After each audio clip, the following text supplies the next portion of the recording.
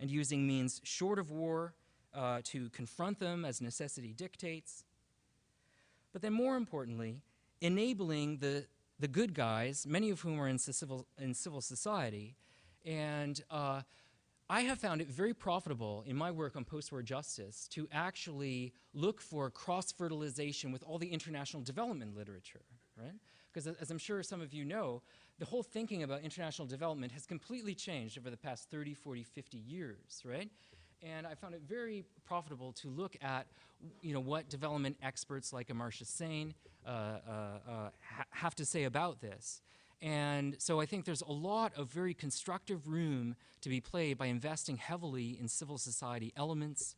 For example, I cited Canada building schools for girls and women. There's lots of public health measures, microfinance, things of this nature, right? And we just count on the long-term efficacy of those sorts of scenarios.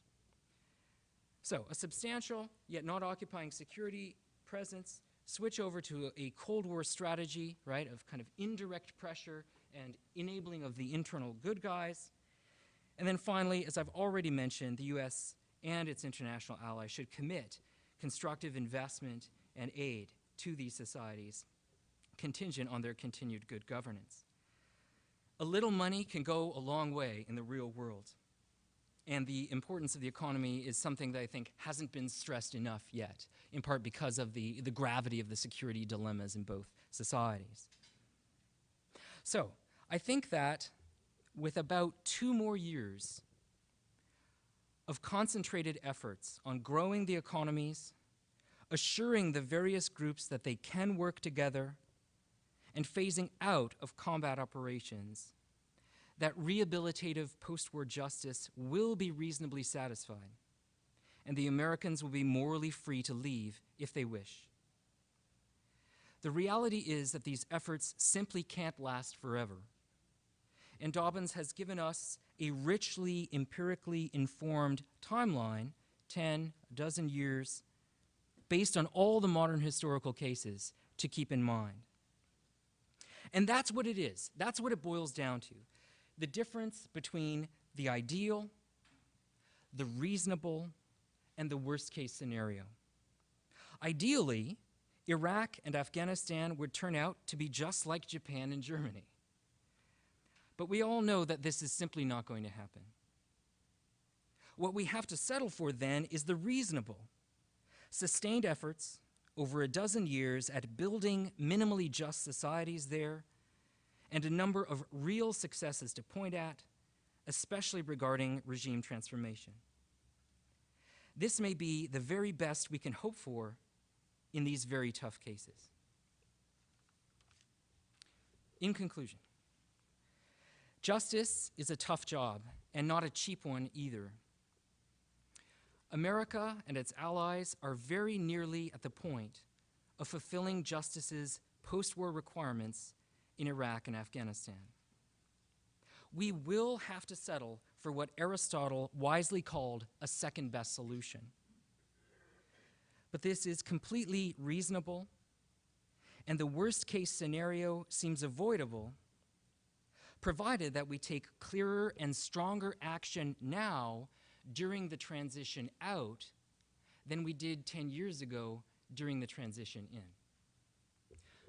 Thank you so much for listening to me.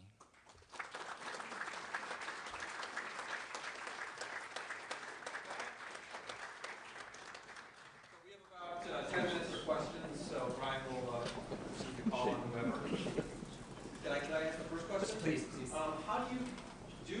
Should you link post-bellum considerations, the ability to execute, to ad-bellum?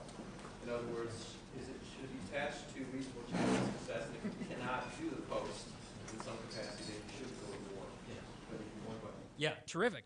And actually, I think you even gave my answer too, Ed. So, in other words, I think I'm a big fan of Immanuel Kant, and I know a number of you are as well.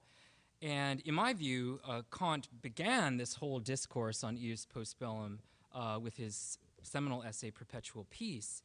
And I think one of the most valuable contributions that he made was insistence that you think through the whole phase of the action, the whole thing, before you even begin it, right? And obviously, war has three phases. There's a beginning, there's a middle, there's an end, right? And one phrase, a charming phrase that I like in this regard, is what we need to do as just war theorists or international lawyers is tie a bright red thread of consistent moral and political values through each of these three phases, right? And so if it looks like you can't have the kind of post-war success that you were looking for, then this provides very powerful reason for you not to go down that road.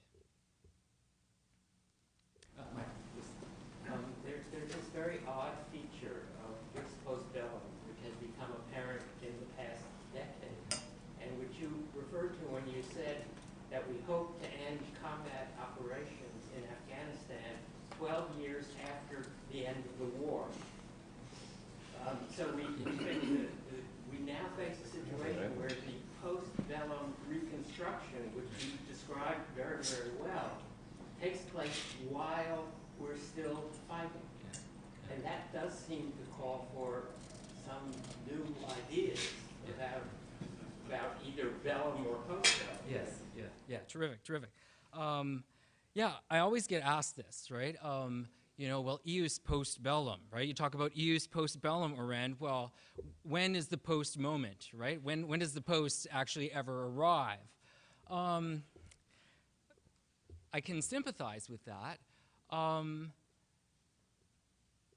Maybe the word post is the trouble, right? Obviously, there has still been armed conflict going on.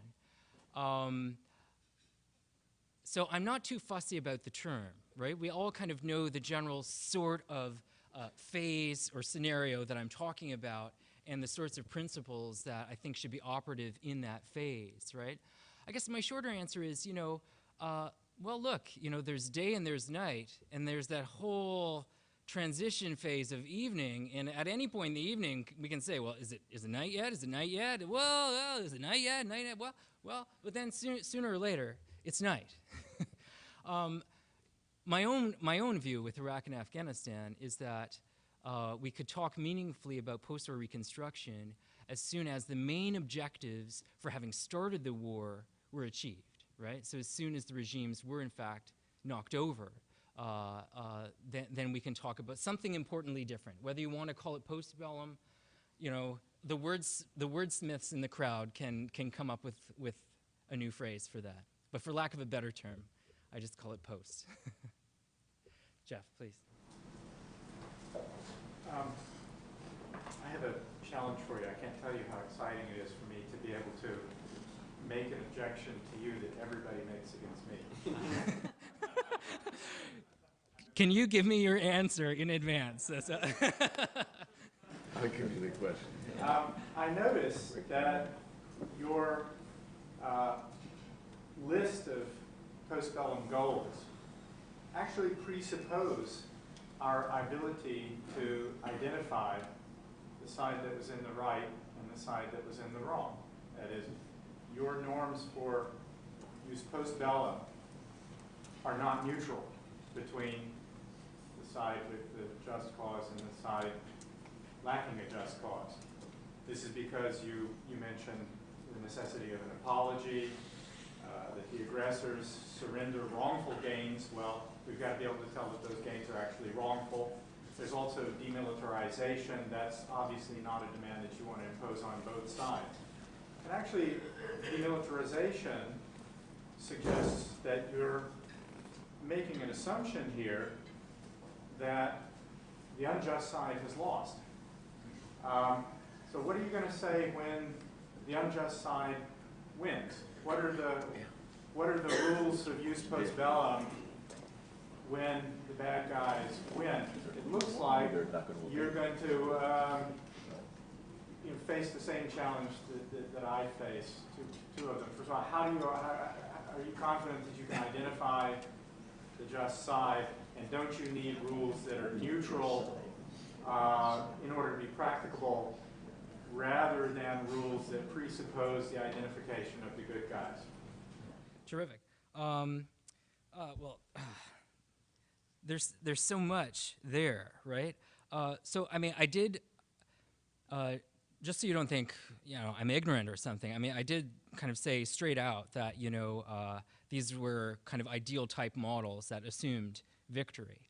And so that's my first answer. I'm very aware of this problem. I guess my own view is that someone needs to write a book, and maybe I'll get off my butt and do it.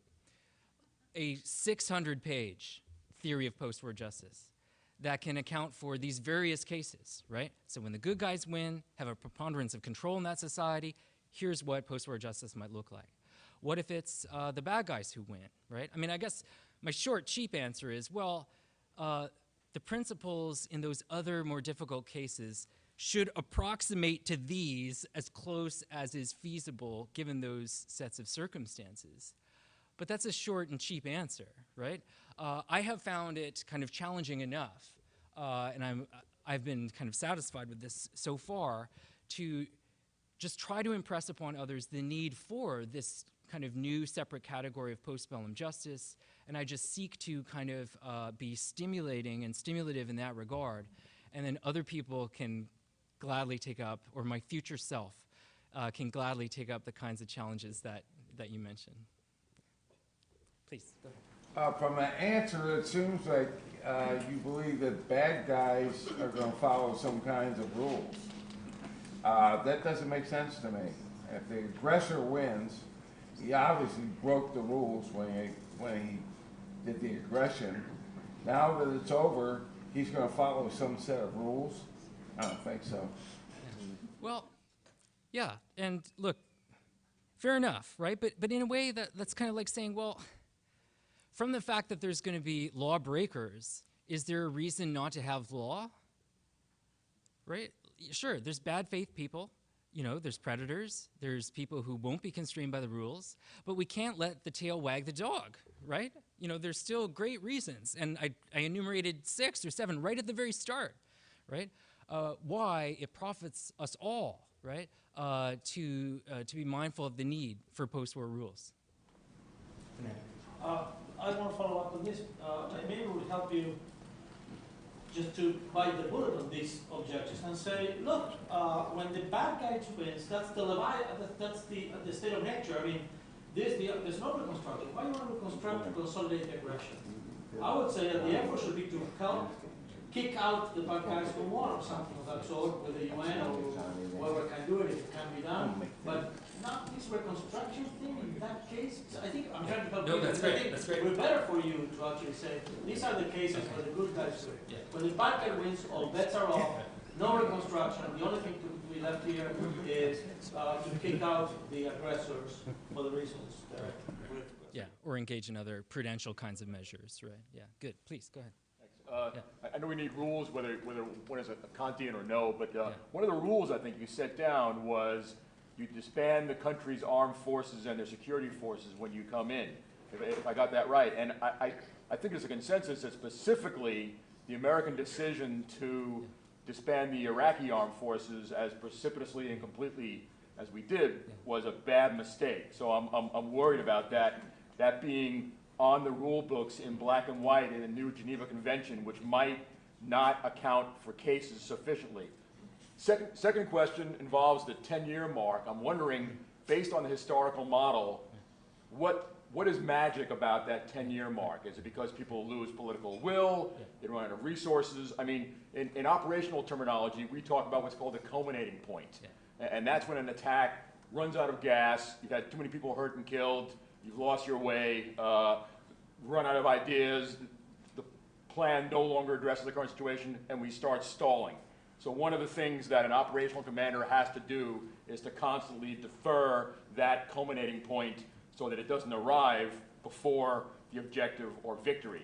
So based on what stops you at 10 years, is there a way of prolonging the life of the post-war, which might be instructive for us, for example, as we're coming up on the 10-year itch in both those places.